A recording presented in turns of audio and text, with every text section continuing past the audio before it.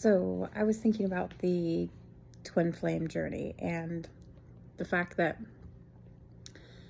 there's so much information out there. Not all of it is accurate, but there's so much information out there. And you get into this place where you're kind of like, you might feel like you don't know which direction to actually go because you don't know what things to listen to. I think that the best information is to always listen to your heart. Your heart space should be the place that makes all decisions, right?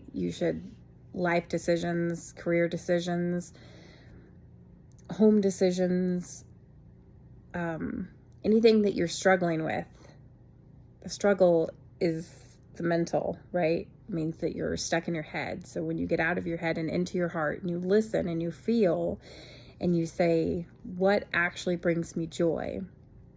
And not from a place of ego, because, when it comes to relationships, a lot of times we get stuck in ego and we're stuck in, I want to do this for this reason, but it's not a heart reason. It's an ego reason, right?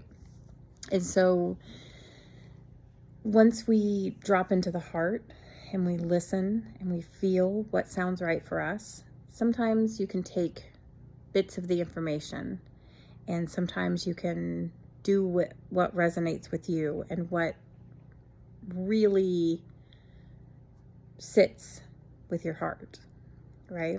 So there's a lot of like, you should do this, you shouldn't do this, you can't do that, this is going to happen, this is going to be how things are going to work for your relationship. It's a personal journey. It's a personal journey to find you. It's a personal journey to come back to yourself. So it's a journey of self-discovery. It's an internal journey. So anytime that we're looking outside and we're saying,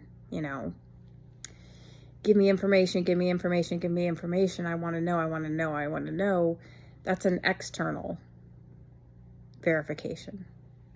Internal is what you need, because this is a personal journey. This is a journey for you and your own personal self-discovery and your own coming home. So what that looks like to you isn't going to be the same for everybody. Yes, just like with if you think about astrology, if you know somebody's sign, right, it generally gives you a very good base as far as your interactions with the person. But then there's so many other things that come into play with that. There's how the person was raised. There's environmental influences. There's, different aspects of their chart that might not be completely the ho-hum, everyday standard cookie cutter. It's so you can use it as a basis and you can say, this gives me a generic idea of what to expect about this person. But then as you get to know the person and you find out their inner workings and their characteristic traits and their the way that they were raised, the way that their environment brought them up, it's that all plays a part as well. So you can't just say oh, you're this, you're going to act like this, because there's a lot of other influences involved in that. And so I feel like it's the same way with the twin flame journey.